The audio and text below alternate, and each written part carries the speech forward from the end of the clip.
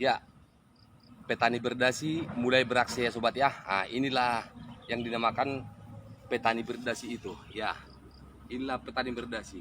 Harus asli bertani ya. Ya, ini. Nah,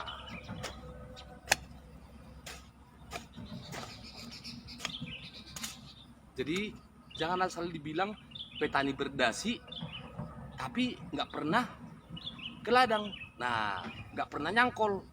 Kita petani berdasi, nah begini nyangkol dia kan. Nah, ya,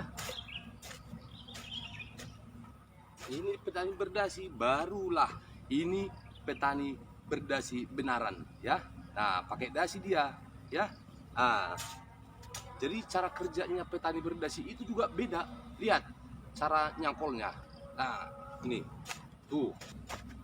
Nah, jadi harus begitu teman-teman ya. Petani berdasi itu ya harus ke ladang pakai dasi bertani. Nih,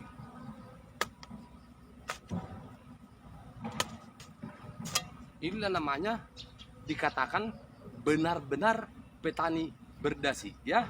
Ah, gitu. Lengkap semua.